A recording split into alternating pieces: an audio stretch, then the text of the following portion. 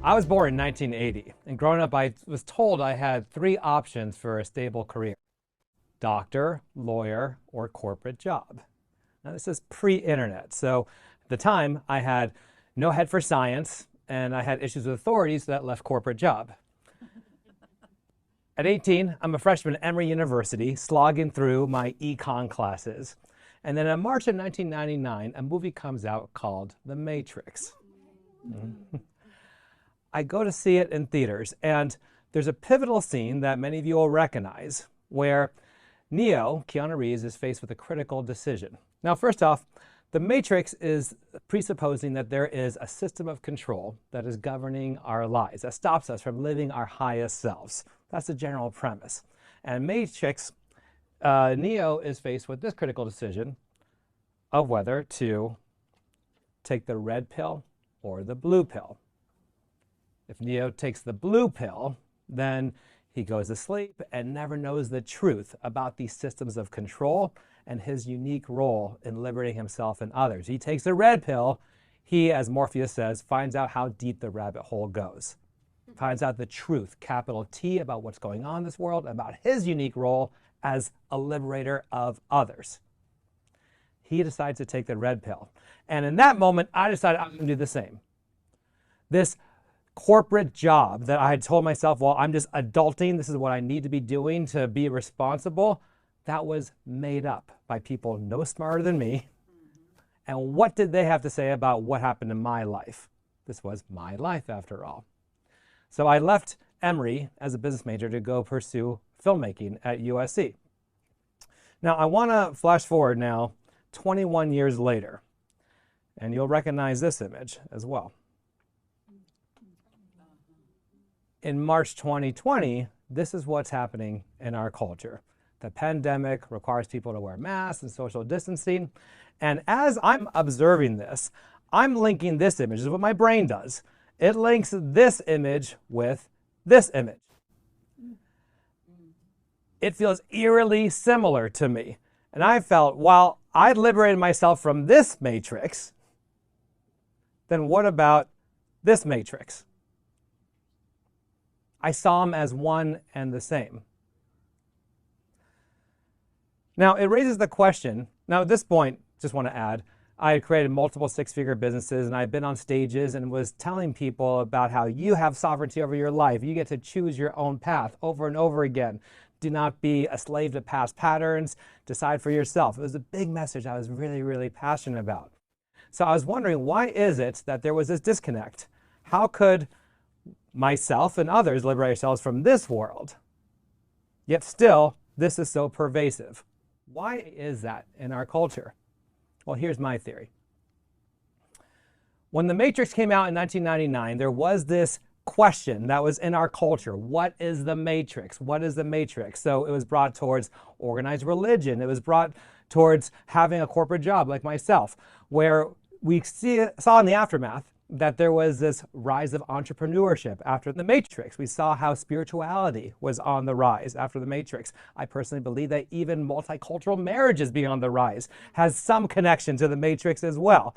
Is it solely responsible? Of course not. Yet it's undeniable that after the Matrix came out, some of these things saw a dramatic increase. Now, what was missing at the time when this window of questioning, what is the Matrix? I believe that some practices could have been put in place, such as what Christians do with Bible study. What if people had gotten together in small groups regularly to discuss what is the Matrix in our lives? Where are we being controlled and programmed? And stop for thinking from ourselves. What if people met weekly to discuss what is the Matrix? Borrowing from another example, what if there were huge arenas full of people dedicated to liberating themselves from the Matrix at the height of the Matrix? If they use this as a launching pad to fill arenas full of people to unplug from the Matrix, to say this is not some sci-fi action movie with cool bullet time effects. This is about your soul. This is about your entire life. The liberation of humanity, that's what's at stake. And we have the structure to follow through. by bringing people together and actually working on themselves. How would the world be different? I'm personally really proud to be part of the human race. We have incredible accomplishments we've made, and one of those proud things that I look to is how we have stood up for our freedom over and over and over. This is one of my very favorite movies, Glory, about the 54th Massachusetts fighting for their freedom in the Civil War. Another classic image here from Braveheart, fighting for their freedom. This is who we are as people. Now, thankfully, humanity has evolved in some ways, not in others, but has evolved in some ways in which we do not resolve disagreements with warfare in this type of fashion. Right? Things have evolved a bit. So what does it look like as time has gone on? Well, here's one example. And this, to me, is the consummate example of someone who took the red pill and really owned his role as a leader. I can think of no higher example of someone who looked at a system of control, at a particular matrix, took the red pill, and liberated others from this particular matrix.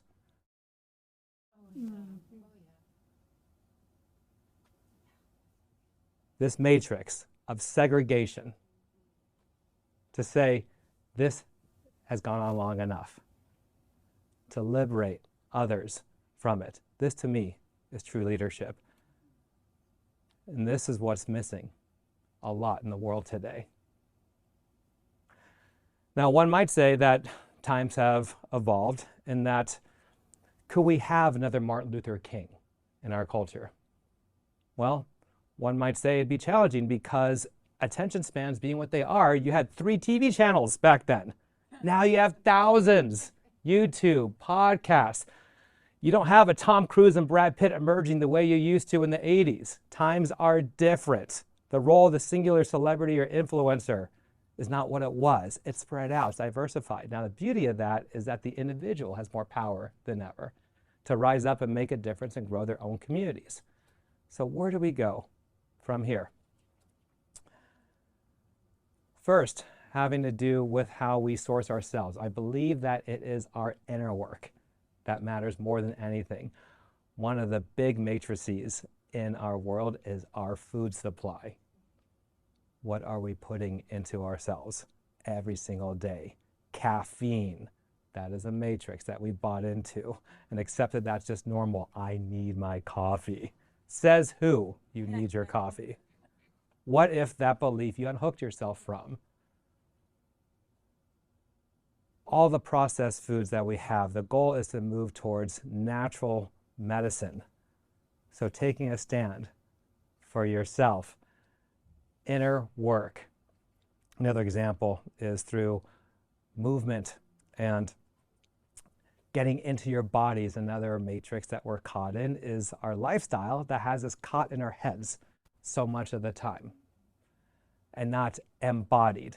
And we could go along with that, or we could take a stand and say, I'm busting free from that. I'm going to be embodied.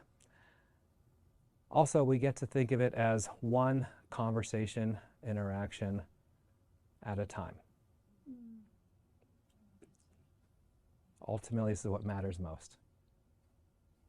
One interaction, one conversation at a time. That is how we break free from the matrix. To say it's been going this particular way up until now, and in this one interaction, I'm going to make that shift to stand for something. This is how we awaken. This is how we unify humanity. So if not us, who? If not now, when?